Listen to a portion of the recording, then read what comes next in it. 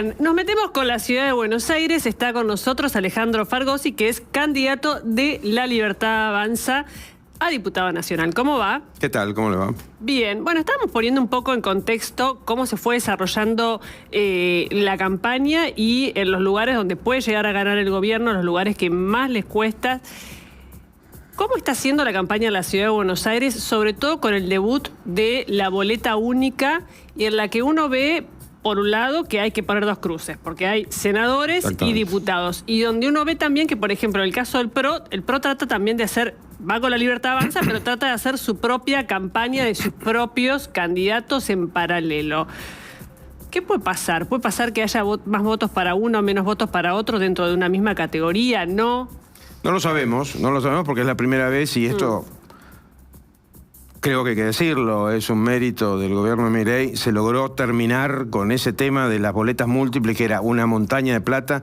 Creo que en el 2023 fueron 16.000 millones de pesos, donde además la política robaba, porque nunca imprimían todas las que facturaban, y encima se producía todo el fenómeno de robo de votos y demás. Ahora, esto por la forma que tiene, no sé si hay alguna cámara tomando la... ¿Qué cámara, chicos? Ahí está. Ahí está. Por la forma que tiene, que los partidos se organizan en columnas, hay que marcar, como bien decía usted, 2X para votar con una X a los senadores, acá en la ciudad, ¿no? Con una X a los senadores y con otra X a los diputados. La gente lo entenderá, no lo entenderá, nosotros lo tratamos de repetir todo el tiempo. La Cámara Nacional Electoral también está haciendo un fenómeno, un proceso de aclaración. Y por supuesto, lo veremos, es misterio. Y con respecto a la campaña, yo creo que la campaña la estamos haciendo juntos. De hecho, me lo encuentro en todas las caminatas respectivas a Fernando, a Andrés. Y de hecho, los dos grupos también, o los dos partidos, no han perdido identidad y está bien que no la pierdan por ahora. El día de mañana podrán estar juntos. Yo soy de los que cree en la unión desde hace mucho tiempo. Vengo machacando con ese... Me encanta el bipartidismo, para decirlo en términos genéricos. Acá no lo tenemos, pero bueno, sí podemos estar unidos los que somos liberales, ¿no? Sí, o sea, La Libertad Avanza y el PRO fusionados. La idea de que estén fusionados en una misma identidad. Sí, eso a mí personalmente siempre me encantó. Después empieza... La política, por lógica, cada cual tiene su primer lealtad, su primer... encariñamiento con el grupo original que lo contiene, con lo cual por ahí es un futuro imposible, que estoy diciendo. Pero sería bárbaro, porque si no en la Argentina sería un fenómeno interesante. El peronismo al final siempre está unido y los demás siempre están desunidos, y eso termina provocando que gobierna la minoría, porque el peronismo no es la mayoría. Bueno, hay que ver ahora qué dice la elección. Quería mostrarte cuando yo decía que hacen un poco campaña tratando de sumar votos por distintos lados. Sí. No, que estoy estoy hablando tanto y hay que tengo la garganta. Déjame que hable yo. Entonces, pongamos el afiche que empezó a rodar hace un par de días. Ahí está, Fernando de Andrés, tratando de mostrar el PRO. Claro, pero está bien. Sí. Claro. ¿Y no es medio confuso? Que está bien. ¿No es medio confuso? No, porque ahí está violeta. No, porque es una alianza. Color. Perdón, no te escuché. Que ahí va violeta, en la boleta está violeta. Pero queda muy bien claro que es una alianza, La Libertad Avanza, el PRO. Pero es confuso igual. Bueno, que yo creo que no. De hecho, López Murphy lleva el color amarillo en la boleta. Sí. Eso sí ya es un poquito más opinable, pero es un tema entre López Murphy y... lleva el color amarillo. La verdad que no lo memoricé. No, pero es un dato, es un dato. Ah, es un dato. Sí, va a haber gente que va a pensar que es el PRO, quizás. Espero que no. De hecho, López Murphy anteayer subió una foto con Mauricio Macri diciendo...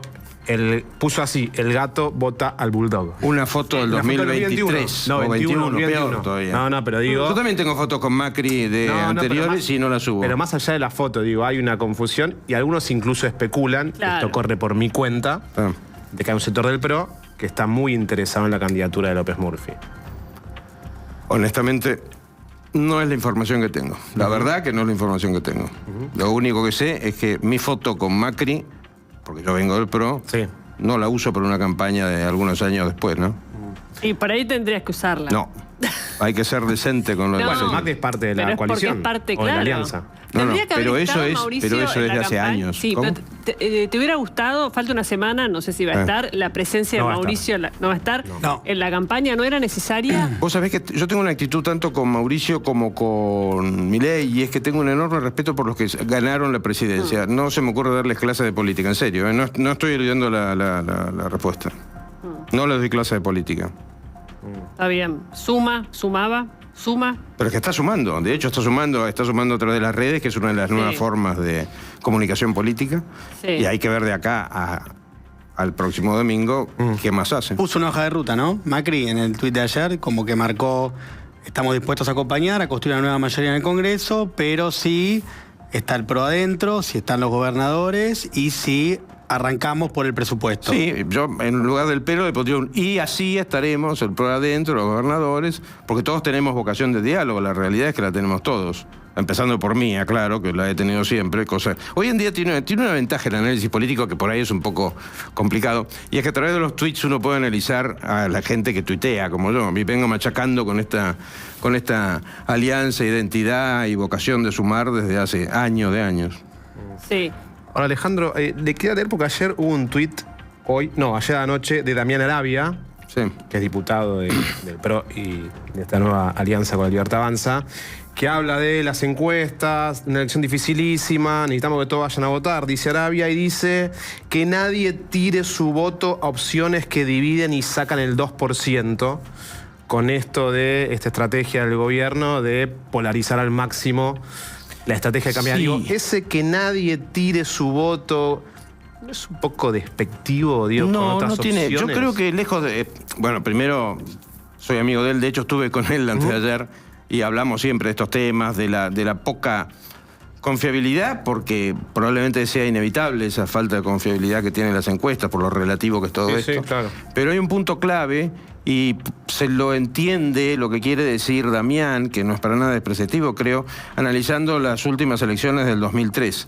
En la elección del 2003, por ejemplo, y voy a hablar de... ¿o 23? 2003. Okay. Que es cuando inicia el carnerato, como dicen algunos. En la elección del 2003, Menem sacó el 24. 24, perdón. Menem el 24. El primero. Kirchner el 21 y algo, sí, casi 22. López Murphy el 17 y algo. Y Lilita el 13 y algo. Si López Murphy y Lilita se hubiesen unido, hubiesen salido primeros. Y en el balotaje no hubiese estado Néstor y no hubiese habido kirchnerismo.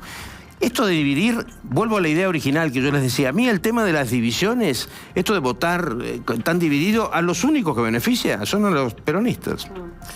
También es cierto que es diferente una elección presidencial de una legislativa. Sí, pero en la legislativa no las estudié, pero a la legislativa termina pasando lo mismo. O sea, los que pensamos, ¿por qué tanta gente que pensamos igual tendemos a dividirnos? Eso es algo sociológicamente curioso. El PRI y la Libertad Avanza fueron divididos en mayo, de hecho. ¿Cómo? El PRI y la Libertad Avanza fueron divididos en mayo. Sí, por eso, pero yo estoy por la unión, siempre estoy por la unión, ¿eh? Bueno, el presidente tuvo palabras muy fuertes que incluyeron insultos con Ricardo López Murphy. Eso tal vez explique por qué López Murphy no forma parte de un armado con ustedes. López Murphy se peleó con todos con los que estuvo, pero yo miraría hacia el futuro, porque no se peleó solo con Milei, se peleó también con Macri, con Esteban Bullrich.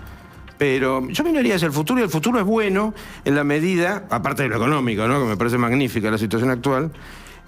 Aparte de eso, esta unión entre la Libertad Avanza y el PRO me parece que es un buen síntoma, es un síntoma muy bueno, sobre todo con dos personalidades tan fuertes como Macri y Milei, ¿no? Te quiero preguntar por un proyecto que en su momento generó mucha discusión, estaba en la agenda del PRO, que es ficha limpia, el PRO y algunos partidos de la oposición. Se discutió en medio de la campaña por la ciudad de Buenos Aires, en la legislativa, la de mayo, terminó bochada, con mucha polémica en el Senado. Se decía si había habido o no un acuerdo del gobierno, un sector del gobierno para que se cayera la ley. Por supuesto, todo esto es materia de discusión y demás. El presidente dijo, no, yo quiero que salga. Mi pregunta es, usted personalmente, que de hecho en su momento lo había hablado para avanzar con el presidente, ¿tiene previsto avanzar inmediatamente con un proyecto así? Hace 7 años estoy con ese proyecto, que lo quiero sacar y por eso el presidente me llamó. Me acuerdo de las fechas por mi cumpleaños, que estaba ahí, me llamó el 29 de noviembre para que lo ayudara para levantar ese proyecto. Me dijo que él lo quería, que lo iba a meter en extraordinarias. Todos dijeron que no lo iba a meter, lo metió. Todos dijeron que el proyecto no lo iba a escribir yo, lo escribí. Lo mejoró muchísimo Petri y su equipo de abogados, hay que reconocerlo. Petri también escribió su propio proyecto de ficha limpia hace años, por eso se puso a trabajar. Milei es el primer presidente que logra que la Cámara de Diputados apruebe un proyecto de ficha limpia, aunque se haya instalado en el imaginario de algunos que es al revés. Se aprobó en diputados un proyecto buenísimo que incluía algo que hay que insistir siempre, que la ficha limpia se le debe exigir también a los miembros del Poder Ejecutivo. Ojo con eso, porque a través del Ejecutivo, por ejemplo, el kirchnerismo ha querido meter gente condenada, no ya procesada. Buah, lo cierto es que, ¿dónde cae? Cae en el Senado, que es el reino del peronismo. Uno habla de ficha, me ha pasado, porque vengo con esto, como decía, hace 7 años, u 8, uno en el peronismo habla de ficha limpia, inmediatamente se ponen verdes, porque tienen mucha gente condenada. Ese es el punto. Son los únicos que tienen una colección de condenados que además, como los reciclan permanentemente, ellos no pueden convivir con ficha limpia. Bueno, para mí ficha limpia es sagrada. ¿Y se puede pero lo va a presentar? ¿Se puede tratar? Y el año que viene sí. Si yo sumo al 10 de diciembre, el año que viene... ¿Tiene previsto un proyecto nuevo de ficha limpia? No, el mismo que está, sí es buenísimo eso. O sea, buenísimo. No, una vez que se rechaza y tiene que pasar un tiempo para volver a tratar. Sí, pero en el siguiente periodo. Claro. Incluso una buena idea que ha tenido, en esto hay que... ¿El presidente está comprometido con ficha limpia? Absolutamente. Pero yo porque ahora que hay funcionarios... Esto pasa en todos los gobiernos, que es que una vez que están en la función pública, en algunos casos más, en otros menos, hay denuncias y puede que haya condenados de la Libertad Avanza. Pero el presidente, que me dijo a mí personalmente que estaba comprometido con ficha limpia y la gente lo ponía en duda, tan comprometido estaba que lo puso en extraordinarias y fue votado y aprobado. ¿Qué más pruebas se puede dar de que uno quiere ficha limpia? Bueno, volver a presentarlo. Exacto, es lo que pienso hacer. Y además, y en esto hay que hacer un permanente homenaje a Gastón Marra, que es un ciudadano común, no tiene nada que ver con Ramiro, un ciudadano común, y a Fanny Mandelbaum, que vienen atrás de esto también desde hace 8 años, que siempre están apoyando, y una de las ideas de Gastón, que la recojo, eventualmente se puede recoger, es meterlo en el Código Penal también. Es decir, hay 2 o 3 posibilidades muy interesantes, pero hay que tener ficha limpia. ¿Y por qué? Que esa es la gran desgracia que tiene la Argentina.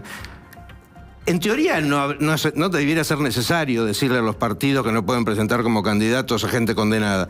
Desgraciadamente es necesario, y es necesario que agreguemos también a los funcionarios del Ejecutivo, porque hay muchos gobiernos por delante, obviamente. Así que yo estoy casado con ficha limpia. Bien. Alejandro, y además de, o sea, el concepto que veo que tenés muy presente de transparencia, va más allá de la corrupción, ¿no? Digo, más en el caso de ficha limpia es exclusivamente por corrupción, pero digo, la transparencia de un político, ¿crees que tiene que estar también con, no sé, evitar que diga mentiras o evitar que propague fake news? Sí, por supuesto, en la medida... El problema que tienen las fake news es que hoy en día, tecnológicamente, es muy fácil caer en ese error. El derecho penal siempre se fija mucho en si hay dolo o culpa. Yo mismo me he metido la pata más de una vez con la fake news. Y es un drama porque...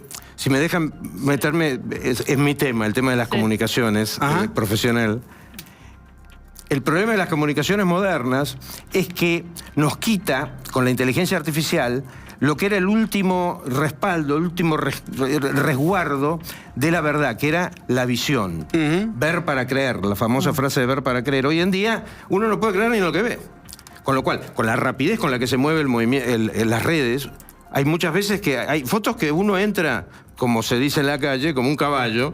Y claro, y eso en realidad no es un delito, es una metida de pata. Te lo preguntaba porque todavía hay un tuit tuyo subido del 11 de octubre, es decir, ya pasaron... ¿Cuántos días? ¿Qué fecha es hoy? 16. 6 días. 6 días ya pasaron, donde vos pones memoria y pones una tapa de Clarín que dice... Kirchner paga al FMI al 4% tomando deuda con Chávez al 16%. Y la tapa original de Clarín dice... Kirchner, está bien. Metida de pata. Espera que termino. Kirchner le paga ya toda la deuda al FMI. Tu tuit todavía sigue subido. Y puedo borrarlo, si te hace feliz lo borro. Pero... No es que me hace feliz o no, pero tiene que ver con lo que vos dijiste, que sos especialista, que es en la comunicación, y estás difundiendo una fake news desde tu cuenta. No, yo no estoy difundiendo una fake news. Yo cometí un error con un tema que además la operación de Kirchner era así. Él pagó deuda al 4 contrayendo al 16. No fue así, pero no importa. Bueno, estamos discutiendo otra cosa ahora. como fuere. Si querés que lo borre, lo borro. La verdad que errores cometemos todos, salvo que vos seas exento de errores, con lo cual te envidio. No soy exento de errores, pero cuando me equivoco brindando una información, rápidamente la corrijo. Y como tu tweet está subido hace 6 días, me pareció... Bueno, y abajo del tweet te digo, tenés infinidad de comentarios que te advierten. Perfecto. Tal vez no viste los comentarios. No, la verdad que no los vi, pero lo borro, ¿eh? Si con eso yo no tengo ningún problema en reconocer cuando me equivoco. Y sería buenísimo que lo hagan todos. Bien. Excelente. Me parece una buena decisión y honesta de tu parte que lo borres. Por ejemplo, los que dijeron que yo había petardeado Ficha Limpia, por decir algo. Digo, ¿no? ¿Quién dijo ¿Quién dijo eso? No, bueno, no vengo con una lista de los que mienten. Ah, ok. Esto, si es una audiencia penal, avísame y lo hacemos con abogados. No, es una entrevista, yo te pregunto. Si es una audiencia penal, avísame y lo hacemos con abogados. No, pero Bien. ¿te molesta que te pregunte? No me molesta que me pregunte, me molesta que te ensañe nada más. ¿Pero con qué me ensañé? Pedirme quién es. ¿Es una pregunta? Ok, es una pregunta ensañada a mi gusto, a tu gusto, ¿no? Podemos seguir o hablar de eso durante todo el programa. No, hablemos de otras preguntas. Bueno, no, era por si había ocurrido algo en particular. ¿Sabés cuándo empecé a dar entrevistas? En 1989, entiendo cómo son entrevistas. ¿Cómo son? De distintas maneras. ¿Y esta cómo está siendo? ¿Hostil? ¿Porque te pregunto algo? Porque te ensañás con un tuit, que es un error, lo reconozco, lo digo públicamente. ¿Dónde está la cámara? La cámara 5. La 5. ¿Cuál es? La 7, perdón. La 7. Me equivoqué con un tuit. No chequeé la foto si era fake o no era fake. ¿Está bien? Excelente, Alejandro. Muy bien. Me parece muy noble de tu parte reconocerlo. Listo. ¿Podemos pasar de tema? O si querés hablamos de tus errores. No. Salvo que no hayas cometido ninguno. De lo que quieras. No, porque no te sigo. En realidad no me bien dedico que a haces. investigarte. Lo bien que haces. Lo bien que haces. Bueno, sigamos la conversación. Sí, porque esto me parece que se está yendo de madre. Quedó hecho el punto. ¿Qué van a hacer los últimos días hasta el 26 de octubre en la Ciudad de Buenos Aires? Los últimos días... Se habló poco de las propuestas de campaña. Sí, en realidad somos el único partido que habla de las propuestas de campaña. No es que se hable poco, sino que somos el único que habla clarísimamente. Nuestras propuestas de campaña se pueden resumir en lo que son las más urgentes, en reducción de impuestos, en reforma impositiva global para simplificación, o sea, reducción y simplificación, en cambio del régimen laboral para fomentar la contratación de empleo. Esto tiene a su vez un rebote muy directo en el tema jubilatorio, porque para que la jubilación tenga mayor dignidad, digamos así, se necesita que haya más o menos 20 o 24 millones de aportantes en blanco. Los aportantes son los empleados en blanco. El Código Penal que se ha presentado un proyecto hace unos días, con una cantidad de reformas que tienden a cambiar ese Código Penal enfocado al delincuente a un Código Penal enfocado a proteger a la víctima. Y después, bueno, una cantidad de temas, Ficha Limpia, por ejemplo. Está bien. ¿Qué expectativa tienen en la ciudad con el resultado? ¿Va a ser una elección de qué tipo? Yo creo que va a ser una elección que vamos a ganar, pero en general no me gusta en ningún plano de la vida, y eso me viene de la abogacía, que uno permanentemente está con situaciones de gano-pierdo en los juicios, no me gusta anticipar resultados porque siempre el diablo puede meter la cola, siempre uno se puede equivocar, con lo cual, además de la tapa de Clarín, se puede equivocar en una evaluación. El 27 de octubre, ¿qué puede pasar? El 27 de octubre tiene que pasar lo lógico, y es que el gobierno va a seguir gobernando fortalecido, con un acuerdo firmado en evolución con Estados Unidos maravilloso, como no hubo nunca, un acuerdo comparable a los acuerdos y apoyos que le dio Estados Unidos a Inglaterra, a Europa, a Alemania, a Japón, a Ucrania en otro plano, etcétera, cosa que no había... En la geopolítica de América no había sucedido antes. Había una competencia latente entre Estados Unidos y la Argentina desde hace prácticamente 2 siglos. Eso creo que se está superando, gracias a Dios, pues no tiene sentido que Occidente tenga esa división entre norte y sur en América. Y eso potencia a la Argentina de una manera enorme, apalancando además todos los cambios que ya se hicieron en el gobierno, que son muchos, y son los que queremos reforzar con lo que sería la segunda etapa del plan, que es con leyes, porque hasta ahora venimos trabajando con la ley bases y con DNUs y con decretos y resoluciones. Bueno, todo eso hay que reforzarlo para que se consolide y se amplíe a través de una mayor presencia legislativa. ¿Cuánto te preocupa la economía? La economía me preocupa muchísimo, naturalmente, pero por lo menos tengo la tranquilidad con el presidente Milei de que no va a haber déficit fiscal, que creo que es uno de los puntos más graves de los últimos 80 años de la Argentina, porque desencadena la necesidad de emitir. Emitir implica inflación, el desequilibrio requiere toma de deuda que termina haciendo que la paguen tus nietos y así sucesivamente. Ahora, Alejandro, y en ese punto, ¿no hay consecuencias laterales negativas de encarar esta cuestión, como bien vos resaltás, de el déficit cero? Te lo pregunto porque esta semana se conocieron los datos del CIPA, que alcanzó el máximo histórico el desempleo dentro del gobierno de Milei, de los trabajadores registrados. 205.000 puestos de trabajo se perdieron desde que asumió el presidente Javier Milei, 40.000 en el sector industrial. ¿No está pasando algo ahí a lo que hay que prestarle atención? Además de prestar atención a la cuestión... Sin duda la gente... Yo no soy economista, aclaremos, y por deformación profesional trato de hablar poco de lo que no sé, o es posible de no hablar nada, pero ese tema, por supuesto, es clave. Y por eso es entrar en la segunda etapa del plan. Es decir, esta primera etapa es la etapa, por decirlo así, de mayor esfuerzo, de mayor dificultad, porque implica yo lo metaforizo, que es a lo máximo que me da mi conocimiento de la economía, lo metaforizo con la construcción de un edificio. O sea, esta es la etapa de cavar el pozo, hacer los cimientos, consolidar donde va a apoyarse el resto del edificio. Pero necesitamos leyes, no nos olvidemos que la legislación laboral fue una parte que no se pudo aplicar de la ley base porque fue declarada inconstitucional. Necesitamos leyes que refuercen la creación de empleo y sobre todo lo faciliten. Pero la facilitación de la creación de empleo implica una serie de modificaciones de manera tal que la contratación de una persona no ponga en riesgo, por ejemplo, a las pymes, que son grandes creadoras de empleo y que hoy en día, por el régimen, desgraciadamente, que la justicia laboral interpreta a veces, desde mi punto de vista, equivocado, y desde la Corte también, que a veces puede llevarlos a la quiebra, ¿no? ¿Van a insistir con ese tipo, con lo que la justicia, no la Corte, ya declaró inconstitucional, con otro formato? Porque de lo que se habla ahora de la reforma laboral. Claro, y sí, va a haber que buscarle un formato. Pero una vez más, ahora sí que esto es uno de los tantos temas que hay que conversar con otros partidos para darle cada vez mayor solidez. Ese diálogo. Porque era neurálgico lo que es neural, es absolutamente neurálgico. Pero parece vedado. ¿Cómo? Parece vedado. ¿Cómo vedado? Y porque si una ley, la justicia dice que es inconstitucional, por más que saquen otra va a pasar lo mismo. No, porque va a haber que modificarlo de manera tal que no tenga esa tacha.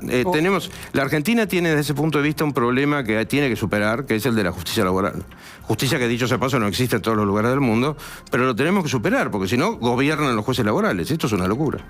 Alejandro, recién hablabas del sacrificio. Viste que esta semana el presidente dio 2 entrevistas y le preguntaron en ambas entrevistas acerca de, bueno, hasta cuándo la gente tiene que hacer un sacrificio y qué pasa con los que hoy la están pasando muy mal.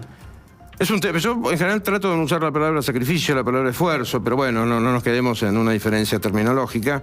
Lo cierto es que no hay manera, no hay forma humana de construir absolutamente nada sin hacer esfuerzo, y mucho esfuerzo. La Argentina viene en la banquina desde hace 80 años y no se puede evitar, desgraciadamente no se puede evitar, y se empieza a ver la luz al final del túnel a medida que empiezan, por ejemplo, las inversiones. Cuando uno habla de 10 o 20 mil millones de pesos en inversiones en RIGI, no es plata que se evapora, sino que es plata que crea trabajo. El otro día estuvimos, por ejemplo, en Mercado Libre, se le quedó chico el edificio, tienen que hacer que la gente trabaje en la casa porque en lugar de 4.000 contrataron 8.000. O sea, cuando la economía se pone en movimiento, eso empieza a revertirse, esa situación crítica. Pero no se, digamos, estamos hablando de 20 meses y bueno, vamos a tener que seguir deslomándonos como se desloma el presidente y cada uno de los que entra al gobierno, ¿no? Cuando se inició el gobierno y se inició el ajuste, eran muy comunes las encuestas que preguntaban cuánto tiempo le das para que tu situación, la personal del encuestado, mejore. Había algunos que le daban muy poco tiempo, el grueso le daba 1 año y había muy poquitos que le daban 2. Estamos en 2. ¿Vos qué sentís que está pasando con ese apoyo y ese tiempo, ese cheque que le dio la gente que apoyó el ajuste inicialmente? Yo le escapo a mis propias sensaciones y a las sensaciones individuales de cualquiera, porque uno siempre tiene un ámbito de movimiento que por definición es acotado. Bueno, pero Hacienda está en campaña seguramente. Pará. Sí, en campaña la verdad que bárbaro hasta ahora, pero lo que yo pude percibir, pero decirlo suena hasta soberbio, porque uno, repito, por más que me haya movido por distintos ámbitos de la capital, primero, es la capital, y segundo, es la gente que a uno se le acerca. Si me preguntás, bueno, ¿cuántos se acercaron a insultarle 2 sobre 3.000?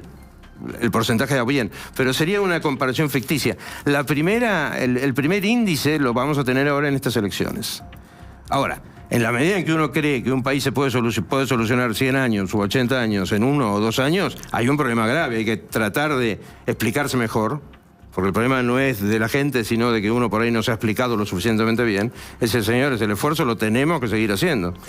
Alejandro, no sé si leíste o escuchaste lo que dijo ayer, creo, Karen Reijard, en Radio Rivadavia, me parece. Sí. Con Johnny Viale. Con Jonathan Viale, que habló de que el electorado opositor, el que vota a la oposición, creo que lo puntualizó en el kirchnerismo, es un electorado que tiene una enfermedad mental.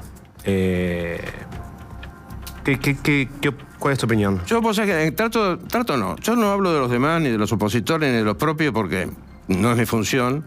Sí te digo cuál es mi visión.